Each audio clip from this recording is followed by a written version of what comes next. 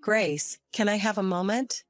Yes, mother-in-law. I'm on a break from work, so it's all good. What can I do for you?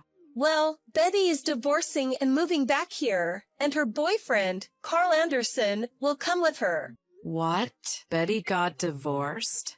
And she has a boyfriend, huh? Yes, dear. It seems her husband discovered she was cheating. Poor thing. Oh. But she's serious about Anderson, so they're coming back together, with marriage in mind. So, Anderson is Betty's adulterous lover, right? Isn't the reason she got divorced? Well, that's part of it. We don't know what happens in our lives. No, I think it's pretty standard for a married person not to cheat. A mother always supports her daughter's love life, even if it involves infidelity. But... All right, enough with the nitpicking. I can hardly get to the main point with you. Wait, there was more? Actually, Anderson, he's unemployed at the moment. What? Betty was a housewife before her divorce, wasn't she? So they're both jobless. That seems to be the case. So I've decided they'll be living with us from tomorrow. What? Since you work at a major company and have a high income, you'll pay the bill for their living expenses. Excuse me? I told you. Since Betty and her boyfriend, Anderson, aren't working, you'll be responsible for their living expenses. What? Why me? I can't agree for that. And I can't live with them.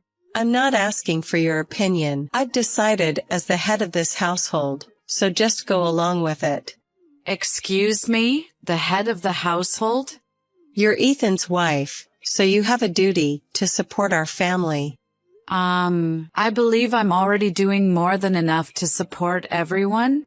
If I have to shoulder any more, we'll be in serious financial trouble.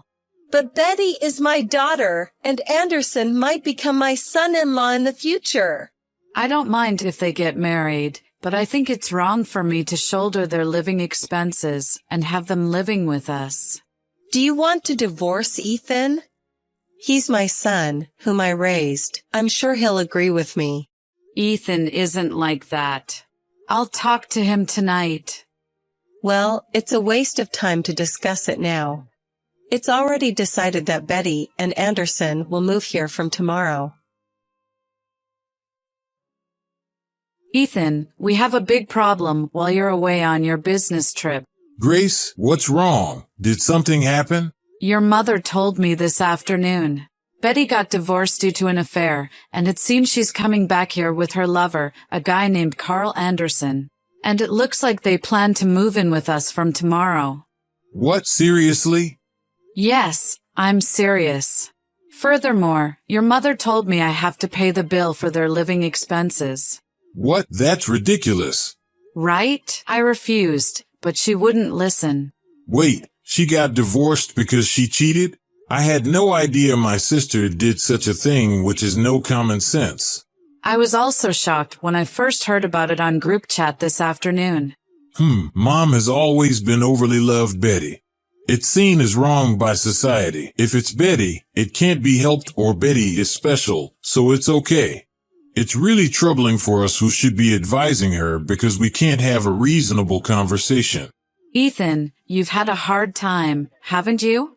Well, yeah, my divorced father used to sigh every time something happened. I see. By the way, is his name Carl Anderson correct? What?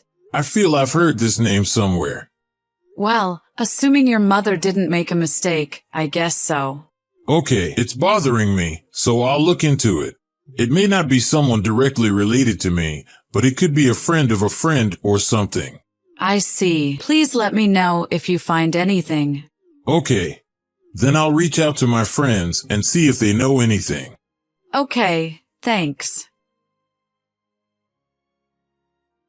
Mother-in-law. Hey, where are you right now? You're so noisy. I'm out having dinner with my friends right now. What's up? About Betty and her boyfriend, Anderson, was it? Ah, they arrived in the afternoon. Have you met them yet? Met them. They're, for some reason, canoodling in my room. And their luggage is taking up my entire room. And all of my stuff. It's all tossed out in the yard. What's going on? I gave your room to them. That's why all your stuff is out in the yard. Isn't that way out of line? It's your fault for refusing to pay for their living expenses. What? If you won't agree to cover their expenses, you're the one who'll have to leave. I have no intention of agreeing for that no matter what you say. I don't agree to Betty and her boyfriend living with us, and I certainly won't pay for their living expenses. Then I'll put your belongings in the yard. They'll get wet if it rains. Speaking of which, wasn't rain forecast for tonight? Why are you acting so superior? Aren't you forgetting your position in this house? I think you're the one forgetting your position, Grace. As the daughter-in-law, you don't have the right to oppose us, the family into which you married. Rights, huh? Well, if you declare you'll pay for Betty and her boyfriend's living expenses, you're welcome to live in the garden shed. For you, who have no parents or siblings, no place to go back to, it's better than being thrown out of this house. Make your choice: either listen to what I say or leave my house. Ethan, are you on your way back now? Yeah, I'm in the bullet train. How are you going? If everything went as planned, Betty and Anderson would be at my parents' house from yesterday, right? Yes. And they've taken over my room. Wait, they took over your room? When I came home from work, all of my stuff was spectacularly tossed out into the yard. When I complained to my mother-in-law, she said she would let me keep my stuff in the garden shed if I agreed to pay Betty's living expenses. If you reject, I should leave. What? I want to ask my mother whether she's crazy. I'm really sorry for such a troublesome mother. It's not your fault, Ethan. Speaking of which, where were you last night? You surely didn't spend the night in the shed, did you? No, I stayed at a business hotel as expected. I rented a pickup truck and stored the stuff that was tossed out into the yard in a rented storage unit. I see, you got it. I'm sorry I didn't contact you sooner. I was so tired from moving the stuff that I just fell asleep. No problem. By the way, where's the hotel you stayed in? About a 6-minute walk from Station A. Can we meet at the south exit of Station A? I found out who Carl Anderson really is, and I want to report it to you. Really? After I get off the bullet train, I have to go back to work. But after I give my business trip report, I can leave for the day. I'm thinking of meeting up about 2 hours later. Got it. Can I wait downstairs at the south exit of Station A? Downstairs, got it. See you later. Yeah, see you in 2 hours. Ethan, thank you for the report earlier. Sure, Grace. I have to say, I was surprised. Carl Anderson, he's really a dangerous man. Yeah, no kidding. When I remembered from a friend's story, I was surprised. Anyway, I'll be at the business hotel again tonight. Sure, I'll join you as soon as I'm ready. Grace, have you finally made up your mind? About what? Stop sulking in a shed and swear to quickly start paying Betty's living expenses. No matter how many times I'm told. I don't agree to pay for their living expenses, and I have no intention of doing so. You have to listen to me. I'm your mother-in-law. If you don't accept quickly, I'll make you divorce Ethan. Mom. Oh, Ethan, good timing. Can you please also persuade Grace to be responsible for Betty and Anderson's living expenses? We've already left the house. What? You've noticed Grace's belongings have been moved out, haven't you? I also moved all of my stuff out of my room overnight, and now I'm with Grace. What? Where did you go? I can't tell you that. We've decided to cut ties. Cut ties. Why would you do such a thing? Because you've been tormenting Grace ever since she married into the family. Grace is my precious wife. There's no way I can just let that slide. I wasn't tormenting her. Grace was just being rebellious against our family, and she wasn't accepting Betty and Anderson. I was just trying to make her understand her position and convince her.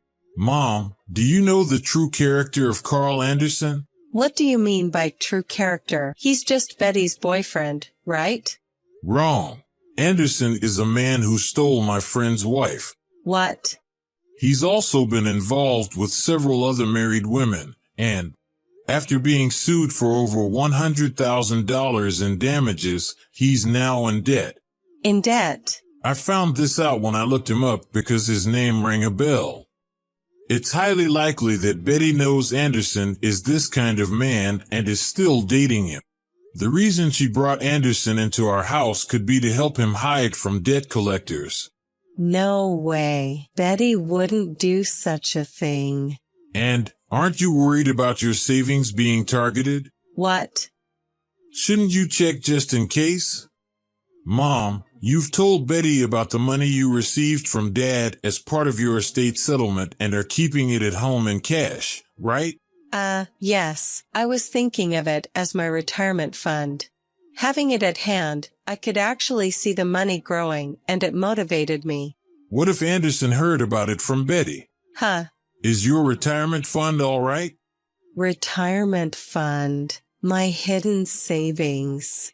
Surely not. Grace, help me.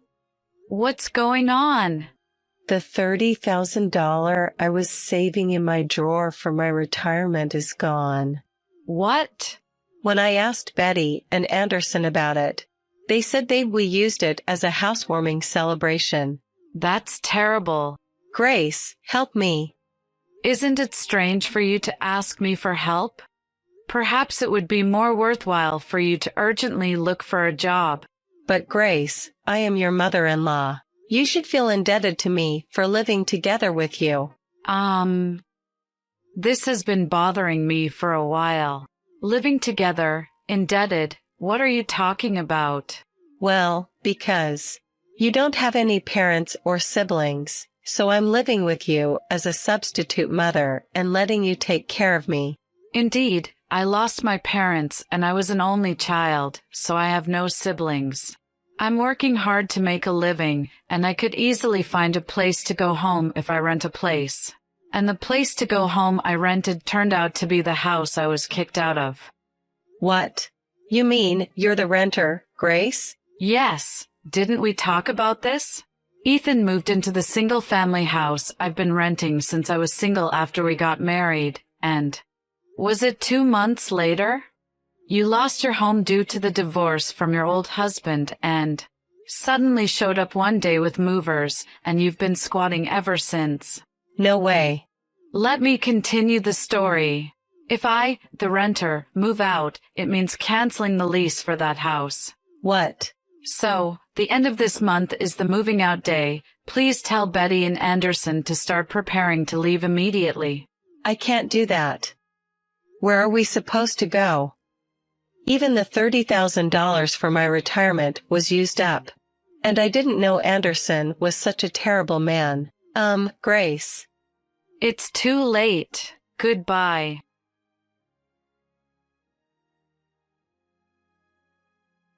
Grace. First, it is about Carl Anderson. After revealing his deeds to the Ethan's friend, whom he had stolen his wife, notifications were quickly spread to all involved parties.